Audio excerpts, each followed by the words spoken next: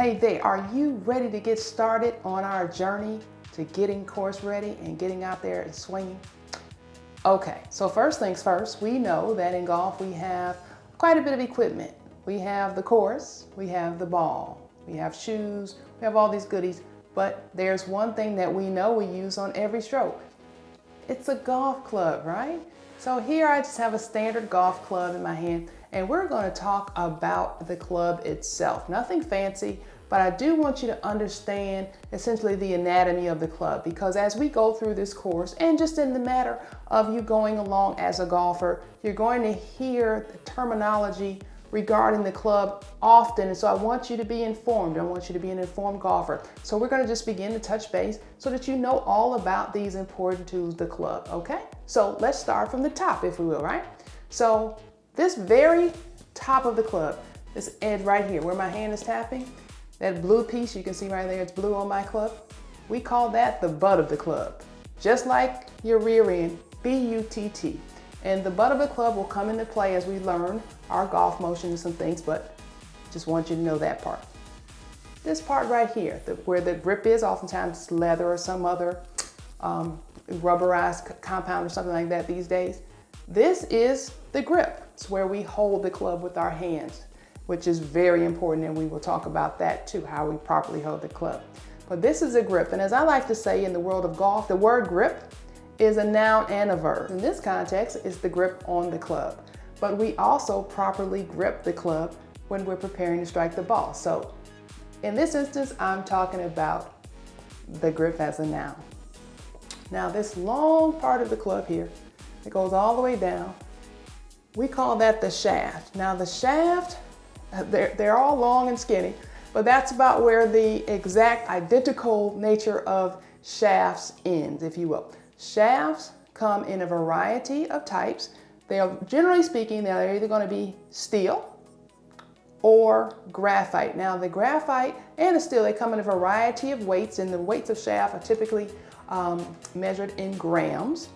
They also come in with a variety of what we call flexes. Now, the more stiff a shaft is, the less, if you will, help it gives us. We need to be able to do more of the work, which means we need to have more kind of speed and maybe a little bit more strength. So it's not at all uncommon that you may begin playing with a club with a lot more flex or that type of thing.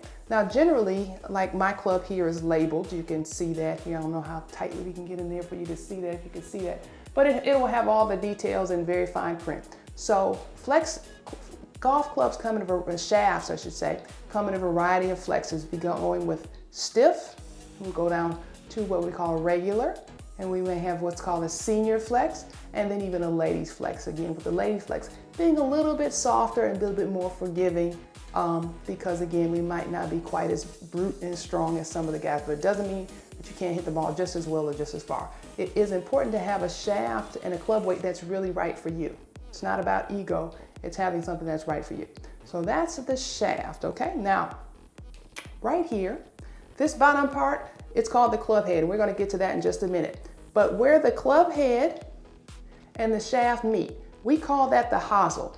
The HOSEL is important, and I mentioned that to you because generally speaking, it is the most vulnerable piece or part of the club. So you never want to step on the club there or handle it unnecessarily rough. Now, it's not to say that it's going to just break in two, but this, without question, just through the design of the club, this is where if there's a break going to happen, in all likelihood it's here. So please be mindful of that fact when you're packing your clubs for travel or any of those types of things. You want to protect the HOSEL, and I have some tips on doing that when you're able to travel with your clubs and that type of thing.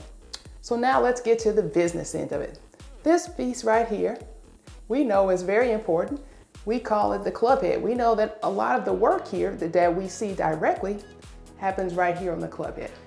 So now, as you mentioned, it's called the club head, but for now you're going to see that that's where its similarity with the head ends. A lot of the terminology here changes to another part of the body. So let's just start here.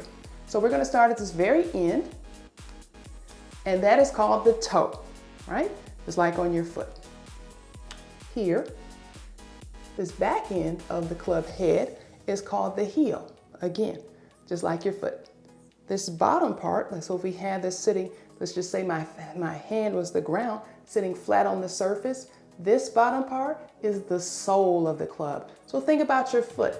You have the toes, you have the heel, and you have that sole. And ideally, we want that club to be sitting flat on the ground, just like your feet would be if you were standing up. So that's the club head. Now, on the club head, we also have these things right here, these little lines that are embedded, they're engraved, if you will. These are called grooves, and the grooves are important. First of all, we want to keep them clean because they'll get muddy and grimy in there because we play golf out in the dirt and that type of thing. So we want to keep our clubs clean, but it's important to understand that these grooves play an important role. They interact very closely with those dimples, those little circles on the golf ball.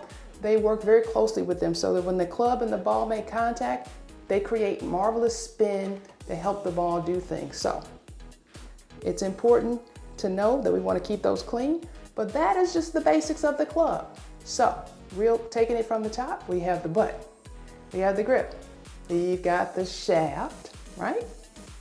The HOSEL right here. We've got the club head, and the head has the toe, the heel, the sole, and the grooves, right? And with that, we have learned all about the anatomy of the golf club. So we have learned all about the parts of the golf club, and that's awesome. Now, all of these parts work together with one component of this club that's not always talked about, but is super important if we want to strike the ball and we want it to go high, fast, and far, which is what we all wanted to do when we're out there on the course. Now, that part is called the leading edge. And if you're ready to learn all about the leading edge and how it's going to help you kick it out there on the golf course, stay tuned for this next video.